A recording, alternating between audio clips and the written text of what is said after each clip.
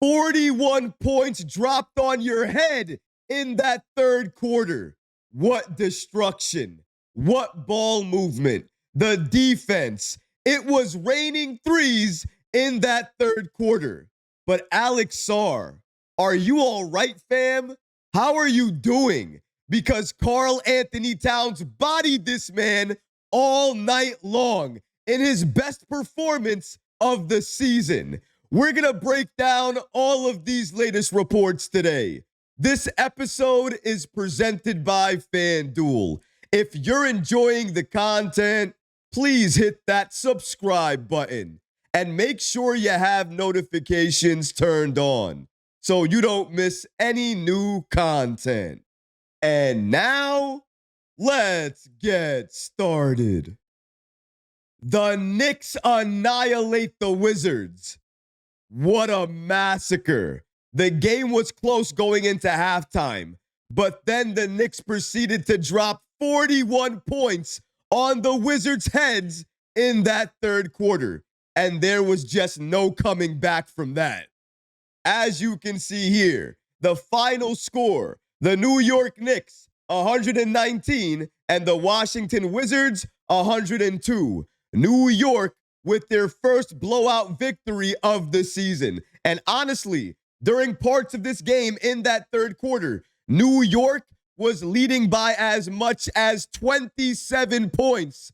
Trust me when I say this was a blowout of epic proportions. And as I stated earlier, going into halftime, New York only had a 3-point lead. So it wasn't a blowout until that third quarter. That third quarter was an absolute massacre. New York got whatever they wanted. The defense was physical, and the Washington Wizards, they didn't know what to do. And shout out to channel sponsor FanDuel, America's #1 sportsbook, for giving us these following odds on who was supposed to win last night's game between the Knicks and the Wizards. And as you can see here, FanDuel, they called it right once again. They had the Knicks at -700 at the money line, with the Washington Wizards at +500. So clearly, the odd makers, including FanDuel, believed that New York would beat the Washington Wizards without any problem.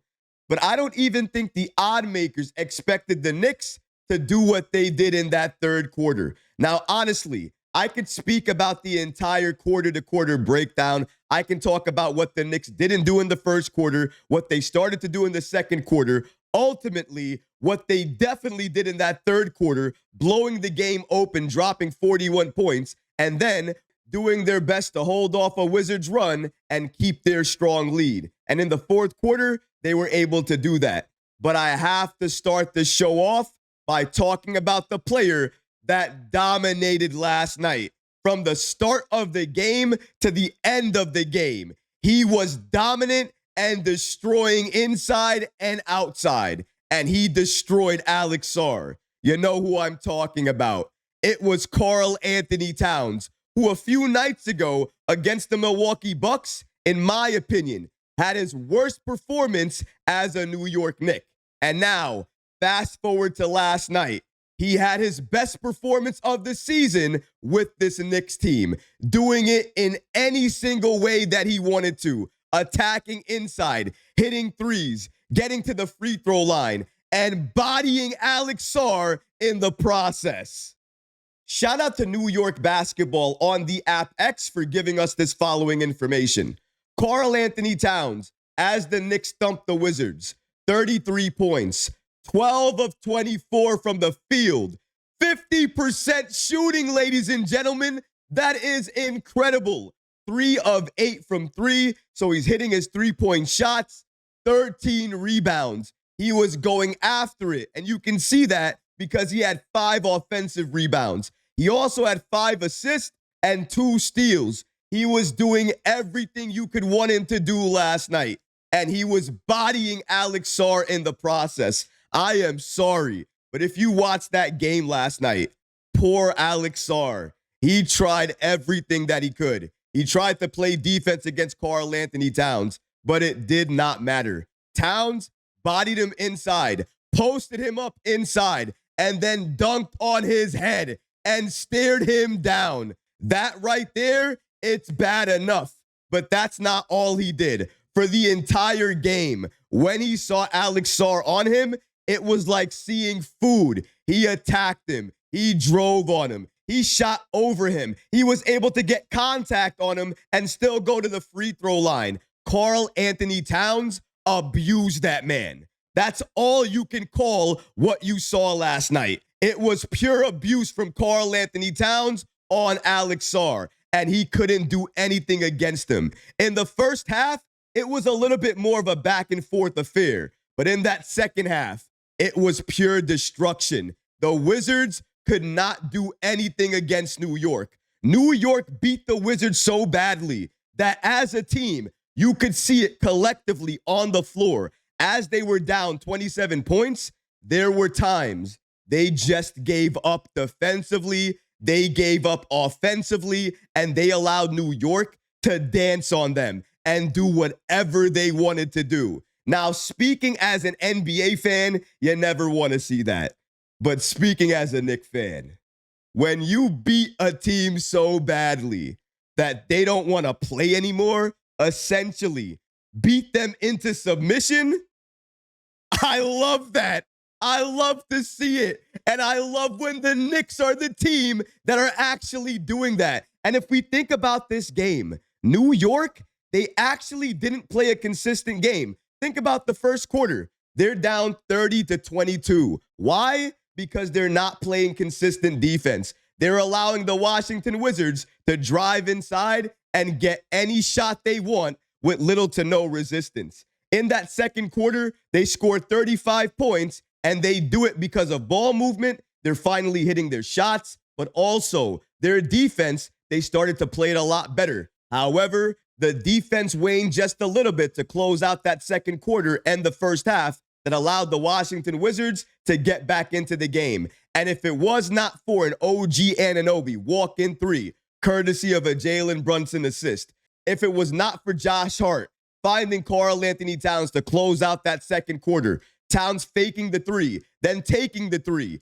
getting contact, making that three for an and one, giving New York a 4-point play.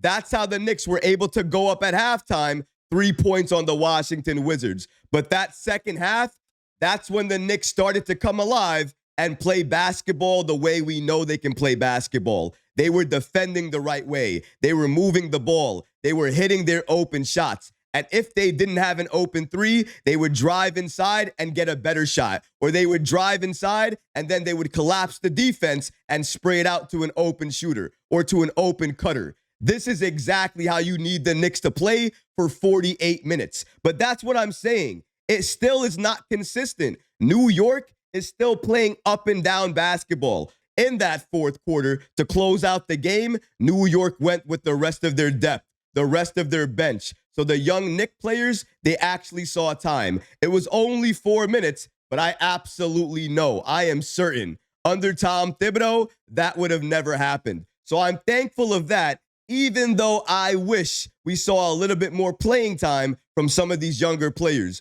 especially when you're going up against the Washington Wizards team that's already being blown out. And you know going into the game, you're a better team than Washington. So you should get this game regardless of whoever you play during this game. It was very fun to watch if you were a New York Knicks fan. Probably not a great game to watch if you were a Washington Wizards fan because you saw that team get destroyed, especially in that third quarter. Now, I've been talking about Karl-Anthony Towns for a while now because of all the contributions and the impact he had last night during the win over the Wizards. But he was not the only one that helped New York get this victory. I said it before. It was the ball movement and that defense in the third quarter. But that ball movement happened because of a lot of other players. It was not only Karl-Anthony Towns who was helping to move that ball. Jalen Brunson, the captain, who the Washington Wizards had a game plan on.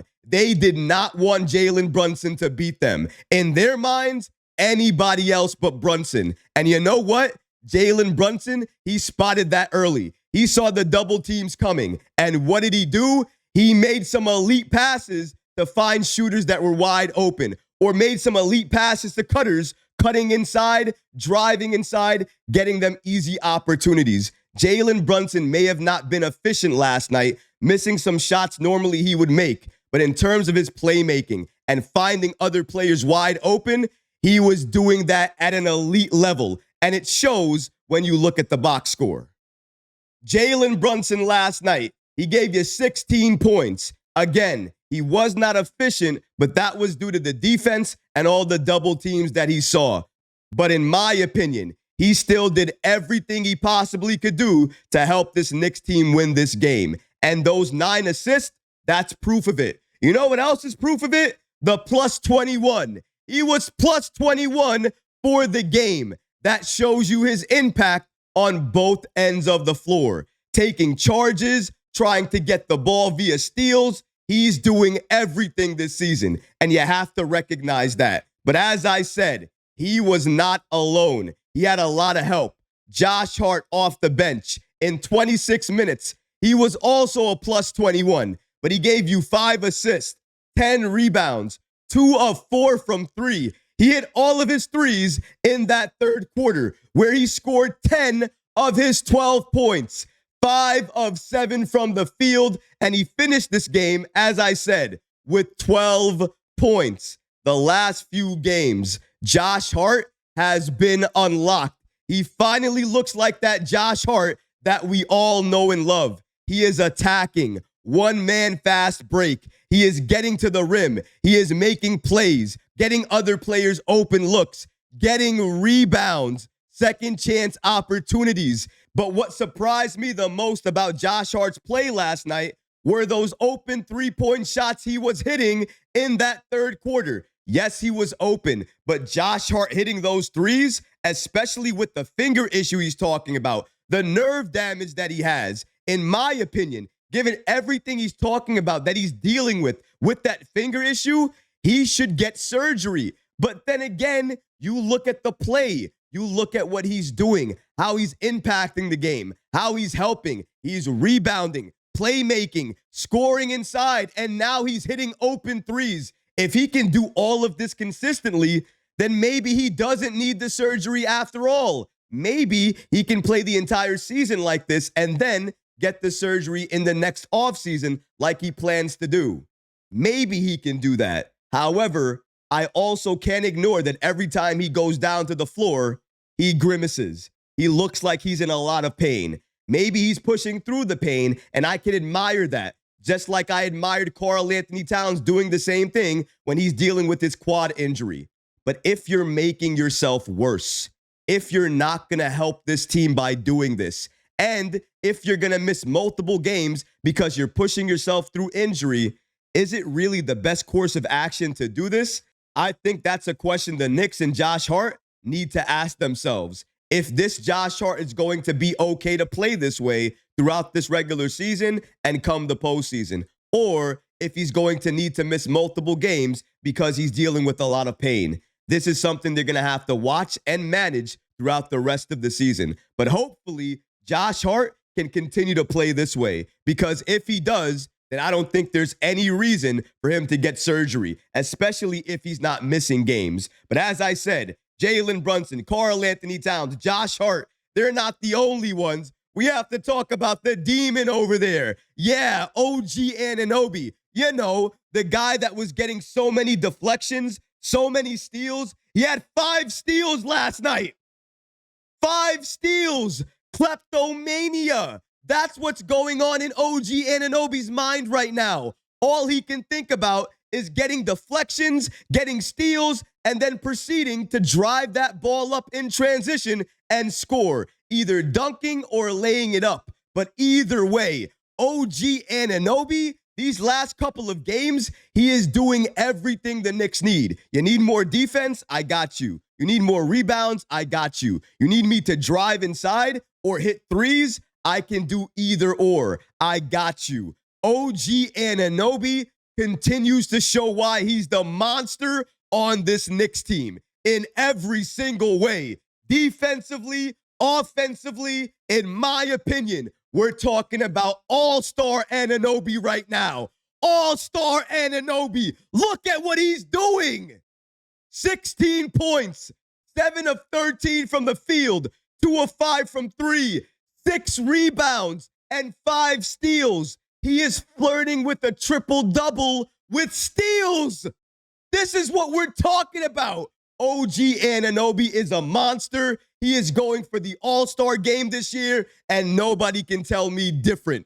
This is a different OG Anunoby that we have never seen before. He is getting more efficient and even becoming more dangerous on the defensive end for New York. Can you imagine that?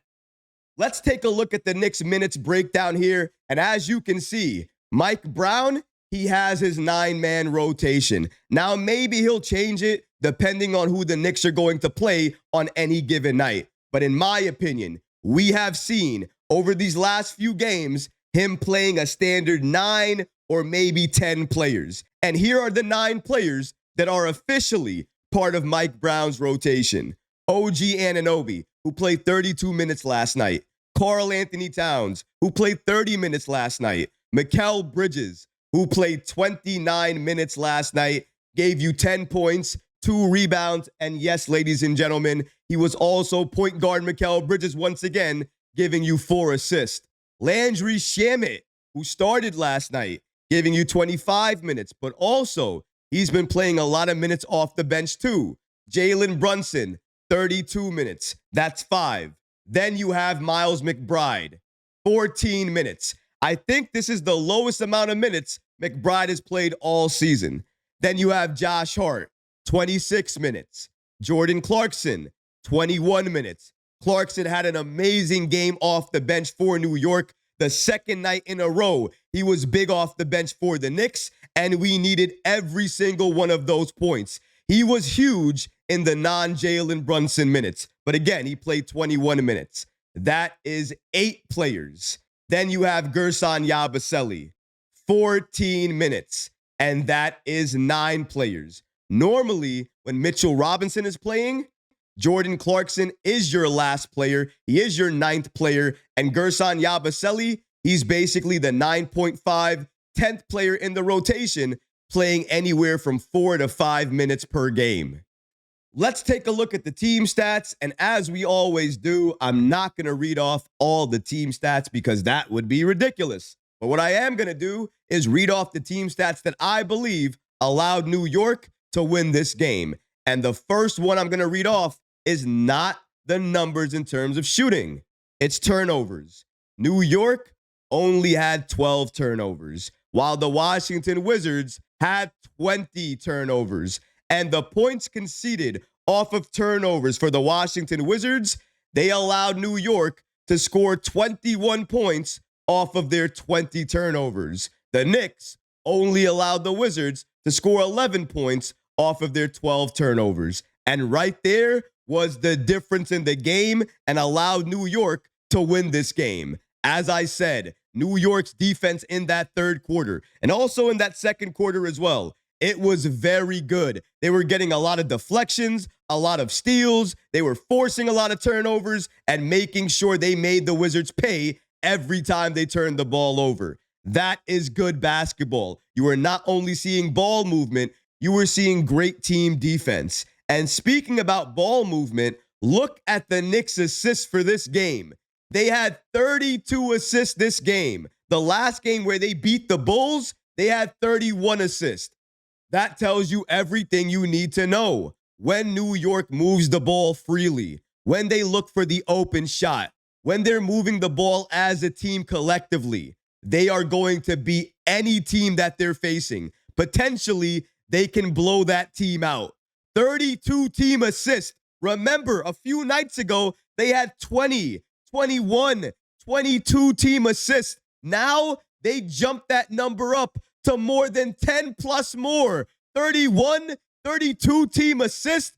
This is exactly what you want to see. Move the ball, get the best shot, and then take that shot. In the third quarter, the Knicks were doing that. And guess what? Because they were doing that, they could not miss. It was raining threes. Josh Hart, Jordan Clarkson, OG Anunoby, Mikal Bridges, Landry Shamet, they were going off.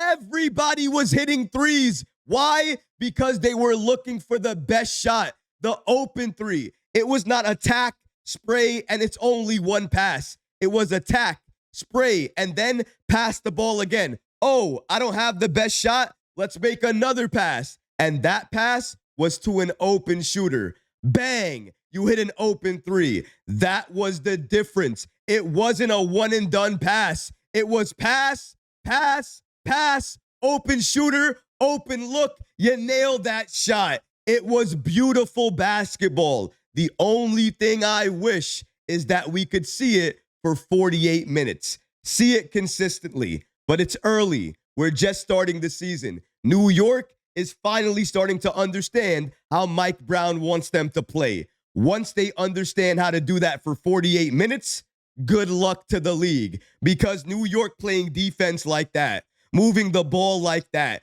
getting open looks like that, even if sometimes they weren't going down, the first quarter, when it does start to go down, it looks amazing. It looks beautiful, and it looks unstoppable. This is what I want to see this Knicks team do all season long. They're still doubting New York, and that's why I wanted the Knicks to beat the Washington Wizards so convincingly that nobody could say anything.